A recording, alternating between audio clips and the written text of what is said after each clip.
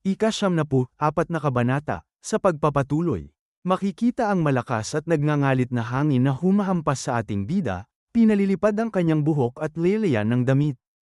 Habang nakatayo siya ng matatag, makikita ang maliliit na batong nagliliparan at nag-uumpugan sa kanyang paligid dahil sa nagbabadyang panganib. Habang napapasabi siya sa kanyang isip ng may pagkaalkalde, mas malakas sila kaysa sa inaasahan ko. Habang rumaragasa patungo sa kanya ang mga dambuhalang kabayo na nagpapakalubog ng lupa. Muli niyang naisip na may kasamang ngisi, hindi nga buhay ang mga bagay na ito, pero naglalakas loob pa rin silang bantaan ako. Sa isang iglap, na tila ba hininga na napawi, ay bigla na lamang naglaho ang ating bida sa kanyang kinatatayuan habang sinasabi sa sarili, mukhang kailangan ko silang turuan ng leksyon. Nanlaki ang mga mata at nagulat ang mga kalaban nang makita ang kanyang tila kidlat na bilis. Sa isang kisap mata, bago pa man sila makakilos, ay isa-isa niyang sinalakay ang mga ito gamit ang mga nagbabagang sipa at suntok. Nagwala at napaungol ang mga kabayo sa bawat suntok ng ating bida, sa bawat puwersang kanyang pinakakawalan ay makikita ang pag-crack at pagkawasak ng kanilang mga katawan. Ngunit napasimangot siya, lalong kumunat ang kanyang noo, at napasabi sa kanyang isip sa labis na pagkabugnat, ano ba to? Hindi pa rin sila bumabagsak? Makikita ang mga kalaban na tila walang nararamdamang sakit habang muling tumayo, inaayos ang kanilang mga natamaan na bahagi ng katawan, at dahan-daang naglakad pabalik sa kanya. Itinutok nila ng sabay-sabay ang kanilang mga kalawanging espada at nagpakawala ng mapangwasak na may itim na enerhiya na humiwa sa hangin patungo sa ating bida. Mabilis niya namang sinalubong ang mga pag-atake ng walang takot. Sa isang mabilis, swabe, at pabilog na paghiwa gamit ang kanyang talam, agad niyang hinati ang katawan ng mga kalaban, at tumilamsik ang kanilang maitim na dugo sa hangin na parang ulan. Napangiti siya ng malawak, sumiklab ang hilig sa laban, habang iniisip, ayun. Ito ang gusto ko. Maya-maya pa ay muli na namang sumugod ang mas marami pang kalaban mula sa kadiliman. Sinalubong naman niya ang mga ito nang may nagpupuyos na determinasyon habang malakas na sumisigaw, sige. Dudurugin ko kayong lahat. Ilang sandali pa, naging isang malupit na tagpo ng tadtaran ang lugar habang walang awang pinagpira-piraso ng ating bida ang kanyang mga kalaban. Hanggang sa dahan-daang napawi ang ingay ng bakbakan. At siya na lamang ang natitirang nakatayo sa gitna ng maraming kalabang kanyang pinabagsak at nagkalat sa lupa. Bigla siyang napaupo sa lupa, nanginginig ang mga binti, at napasabi habang hinihingal ng malalim, matitigas talaga ang mga lintik na to. Hinawakan niya ang kanyang leeg upang pakalmeyan ang rumaragasang pulso habang sinasabi sa sarili, ito ang unang pagkakataon na gumamit ako ng ganito karaming panloob na enerhiya mula nang bumaba ako sa bundok Chunhua. Ngunit bigla siyang nagtaka, nanlaki ang mga mata sa hindi makapaniwalang tanawin, nang makita niyang isa-isang tumatayo muli ang mga pinatumba niyang katawan. Ang iba ay muling bumangon mula sa pagkakahandusay, at ang kanilang mga mukha ay tuyong-tuyo, walang emosyon, na tila mga bangkay na pinapagalaw na lamang ng isang sinaunang sumpa. Napasabi na lamang siya sa kanyang isip, napapailing, grabe. Ang titigas talaga ng mga lintik na ito. Ilang sandali pa, napagtantong walang silbi ang ubusin ng lakas sa mga walang buhay. Ay mabilis siyang tumakbo papalayo habang alertong sumusulyap sa kanyang likuran. Makikita ang bilog na buwan na malamig na nakasabit sa madilim na kalangitan.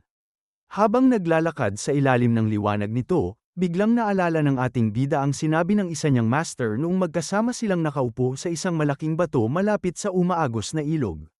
Noong araw na yon, seryosong lumingon ang kanyang master at nagwika, kapag napapaligiran ka ng napakaraming kalaban. Darating ang oras na mauubos ang panloob mong enerhiya. Alam mo ba kung ano ang pinakamahalaga sa sandaling yon? Agad siyang sumagot noon na may kasamang mayabang na ngiti habang itinataas ang kanyang kamay, isang nakatagong alas. Isang teknik na kayang pumatay sa isang bagsakan o katulad yon. Agad siyang binutukan ng malakas ng kanyang master, dahilan upang mapaluha siya sa sobrang sakit. At sinabi sa kanya na paano mo gagamitin ang alas mo kung ubos na ang panloob mong enerhiya. Unggoy ka, dagdag pa nito, habang tinutok ang batuta sa kanya na ang pinakamainam na martial art kapag tuluyan ang naubos ang panloob mong enerhiya at sukdulan na ang pagkapagod mo ay ang free life chi art ng matandang ito. Napahawak siya sa kanyang ulo at minulat ang isang mata habang nagtatanong ng may pagdududa, free life ki art. Tumango ang kanyang master, naging seryoso ang mukha. Tama, isa itong natatanging cultivation art na maaari lamang gamitin kapag halos wala ka ng natitirang panloob na enerhiya. Sa isang iglap ay naibabalik nito ang 30% ng orihinal mong lakas. Napanganga ang ating bida sa matinding gulat at napasabi na kalokohan naman yata yan. Agad na naman siyang binatukan ng kanyang master habang naiinis sa kanya. Agad na napaungol naman siya sa sakit. At muling tinutok ang batuta sa kanya at sinabi na kailan ba ako nagsinungaling sa'yo. Dahil sa teknik na ito, kahit mapunta ka sa pinakadelikadong sitwasyon ay magkakaroon ka pa rin ng isang pagkakataong mabuhay. Bumalik ang eksena sa kasalukuyan habang dahan-dahan siyang naglalakad. Pinaliligiran ng malamig na gabi. Napangisi siya nang maalala ang aral, habang sinasabi sa kanyang isip, hindi ko pa ito masyadong nagagamit, pero sa tuwing ginagamit ko ito, napakalaki ng naitutulong nito. Ramdam niya ang muling pagdaloy ng maligamgam na enerhiya sa kanyang mga meridian. Nagpatuloy siya sa paglalakad patungo sa masukal na kakahuyan, at sinabi habang nakatikom ang kamao na sige nga. Tingnan natin kung ano pa ang mayroon kayo. Samantala, sa ibabaw ng isang mataas at matarik na bangin ay nag-uusap ang dalawang bantay habang nakatanaw sa malayo. Sinabi ng isa na may bakas ng kaba sa boses, sinasabi nilang magsisimula na ang digmaan laban sa Heavenly Demon Cult. Sa tingin mo ba ay aabot dito ang epekto nito? Sumagot ang isang sundalo, nakasandal sa kanyang sibat at kampanteng-kampante dito. Sa Seven Demon Peaks, hanggat aktibo ang Black God Heavenly River Formation. Ito ang pinakaligtas na lugar sa buong mundo. Tumango ang isa pa, sumasang-ayon ng buong puso. Tama. Narinig kong wala pang sinumang buhay na nakalabas mula sa Black God Heavenly River Formation. Dagdag pa ng isa, ibinababa ang boses na tila nagchichismisan, at ang sabi pa nga, kahit ang mga piling mandirigma ng sarili nating Blood Demon Cult ay hindi na rin nakabalik ng buhay nang subukan nilang dumaan doon. Napatingin ang sundalong may bandana at biglang natigilan, nanigas ang kanyang buong katawan habang nagsabi. Pero sigurado akong makakalusot ang kataas-taasang pinuno, hindi ba? Napatingin sa kanya ang kasama nito, nagtataka sa biglang pagbabago ng tono nito. Bakit mo naman itinatanong yon? Nanlaki ang mga mata ng sundalong may bandana, nanginginig ang boses habang nakatingin sa likod ng kanyang kasama na hindi. Iniisip ko lang kung tama ba ang nakikita ko ngayon. Napalingon siya ng mabilis at biglang napasigaw sa matinding takot, sino ka? Napangiti naman ang ating bida, dahan-daang lumalabas mula sa mga anino ng puno nang may nakakuyom ang kamao na porma na sinasabi na wow. Malaking bagay pala talaga ang porma sayo na dinaanan ko. Nakakatuwang marinig yon. Nagulat at sabay na nabahala ang mga sundalo. At agad na napatanungan ang isa na sino ka. Dagdag pa ng isa na paano ka nakarating dito. Sinabi pa ng sundalong may bandana, pautal-utal sa matinding gulat, nalampasan mo ang Black God Heavenly River Formation. Napabulalas ang isa pa, namumuti ang mukha, imposible. Kumaway lamang ang ating bida ng napaka-relax, tila bumibisita lang sa isang kaibigan at sinabi na maniwala kayo o hindi, wala na akong pakialam. Pero kahit may ganoong porma sayo na nagbabantay sa lugar na ito, napakakaunti pa rin ng mga gwardya. Masyadong mahina ang seguridad ninyo. Napataas pa ang isa niyang kilay habang tinuturo sila. O baka naman sobra lang talaga ang tiwala ninyo sa pormasyong yun.